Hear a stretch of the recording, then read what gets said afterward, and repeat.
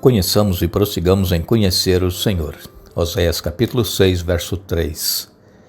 Estamos juntos mais uma vez e agradecemos a Deus por Ele nos conceder este dia, nos conceder estes momentos. Nós queremos agradecer a todos vocês que estudam conosco a Bíblia a cada dia, que compartilham esses estudos com outras pessoas, a todos que são inscritos no canal Hora Tranquila no YouTube, que clicam no dedinho de joinha.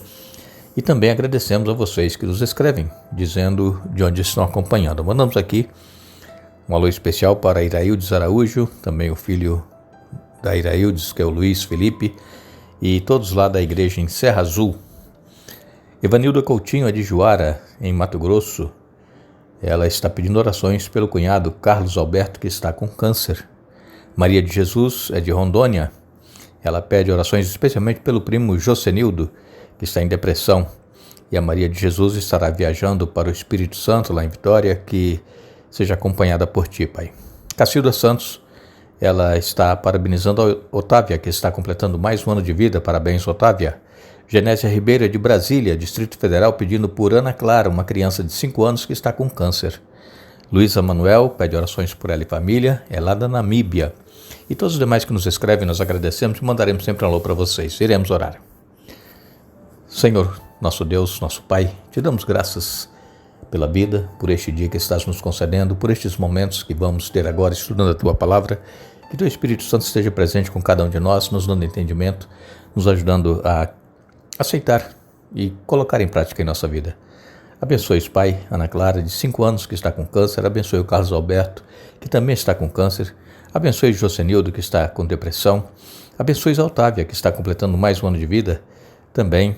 Pedimos que abençoes Iraildes Araújo, o filho Luiz Felipe, abençoes Evanilda Coutinho, abençoes Maria de Jesus, Cacilda Santos, Genésia Ribeiro, Luísa Manuel e todos os demais, Pai. Em nome de Jesus nós te pedimos agradecidos. Amém.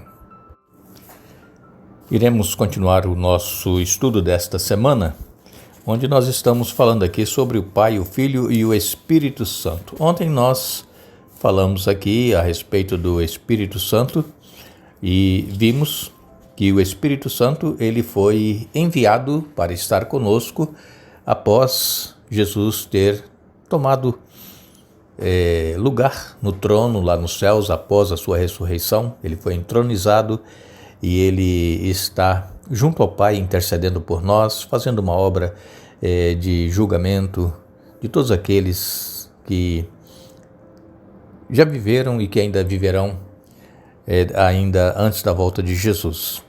E o Espírito Santo ele é chamado de Consolador, e ele está sempre ao nosso lado, pronto a nos ajudar. É ele quem nos convence do pecado, da justiça, do juízo, e é através do Espírito Santo é que nós somos levados a Jesus.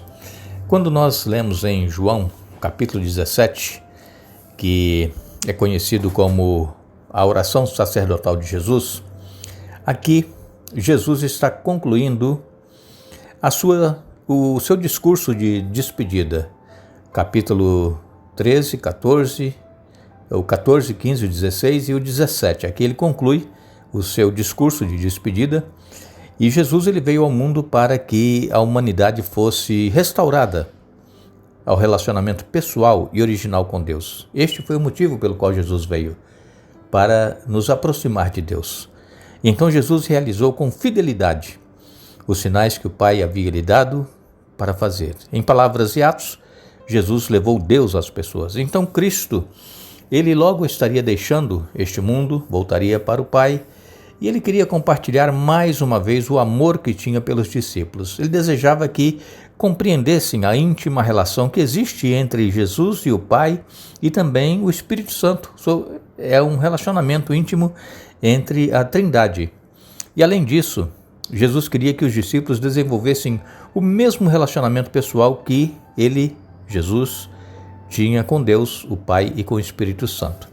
Aqui, no capítulo 17, você pode ler depois todo o capítulo, você vai ver que é uma oração. E nesta oração, Jesus não orou somente pelos discípulos, ele orou também por nós, todos aqueles que viessem a crer nele, diz aqui Jesus. Então, quando nós lemos este capítulo, nós concluímos que a única coisa que importa é a unidade e o amor, sem dúvida.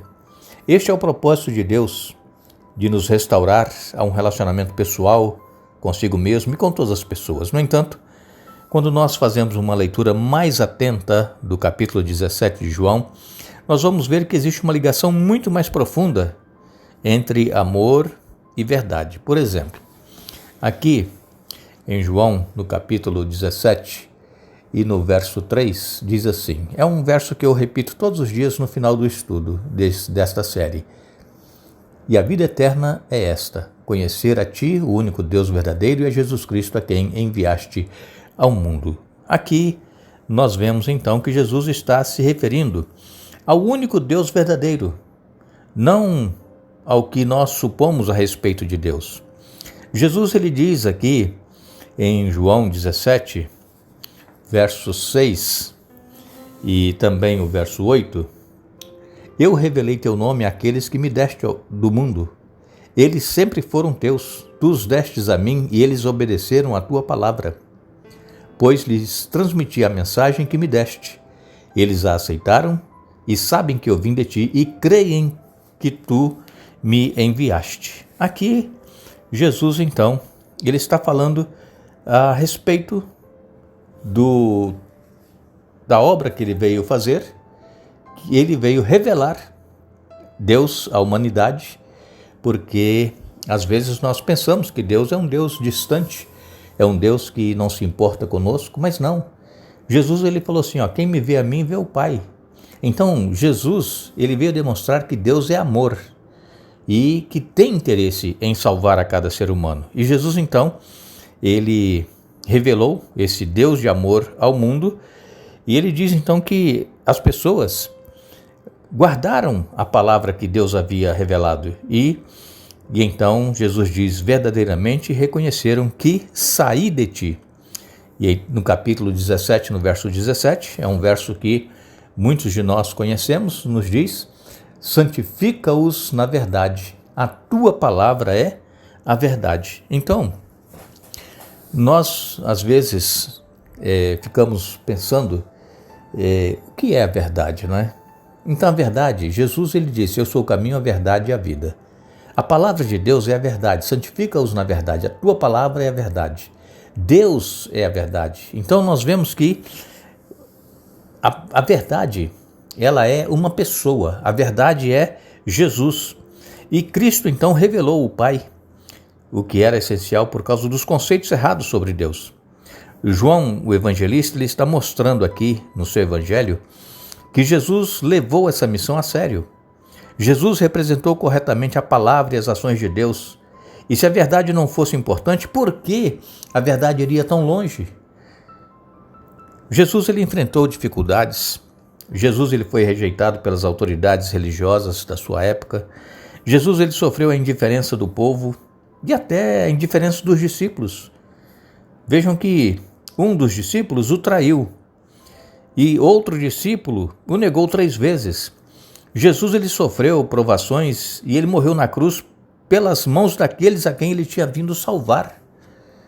Então nós às vezes ficamos pensando assim, mas como essas pessoas puderam rejeitar a Jesus? Mas se Jesus viesse hoje e estivesse em nosso meio, nós também, por certo, faríamos como aquele povo fez. Somente quem estava vivendo o Evangelho, somente quem estava vivendo e conhecendo as profecias que estavam escritas no Velho Testamento, aqueles reconheceram e aceitaram a Jesus. Foi uma minoria, porque a maioria lia o Antigo Testamento, lia as profecias, mas não criam naquilo que estavam lendo. Liam por ler, como muitas pessoas leem a Bíblia por ler, como muitas pessoas dizem assim, olha, eu já fiz o ano bíblico tantas vezes, mas tem vivido aquilo que tem lido? Porque o importante não é ler a Bíblia de ponta a ponta. Isso não é importante. Se nós tivermos condições, é bom. Mas o importante é nós vivermos aquilo que nós lemos na Bíblia. Porque se nós lemos, mas nós não praticamos, se nós não temos uma mudança de vida, de nada adianta ler a Bíblia. Então nós precisamos ir a Jesus, pedir a Ele que nos dê o Espírito Santo para que possamos entender a sua palavra e colocá-la em prática em nossa vida. Do contrário, de nada adianta nós lermos a Bíblia. Muitos cristãos irão se perder, mesmo tendo sido membros de igreja, mesmo tendo lido a Bíblia muitas vezes, mas que nunca viveram aquilo que liam e daquilo que ouviam da palavra de Deus. Então Deus, Ele enviou o Espírito Santo para que Ele estivesse conosco, para que Ele nos orientasse e para que nós pudéssemos ser transformados pelo poder do Espírito Santo. Nós, por nós mesmos, não temos condições nenhuma de mudar nada em nós. Nós podemos ter o desejo, eu vou agir assim, mas é somente o poder do Espírito Santo é que vai nos capacitar a vivermos aquilo que nós estamos querendo viver na nossa vida espiritual, na nossa vida material. É o Espírito Santo que trabalha conosco. Então, nós precisamos refletir o amor de Deus através do relacionamento que Ele teve com Jesus e o Pai.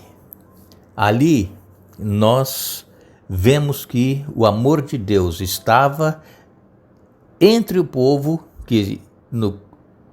no qual ali Jesus esteve com eles há 2000 anos atrás, e que este mesmo Jesus, Ele se faz presente conosco através do Espírito Santo quando nós estamos lendo a palavra de Deus, querendo compreender e viver na prática em nossa vida. E aí nós vamos entender o amor de Deus.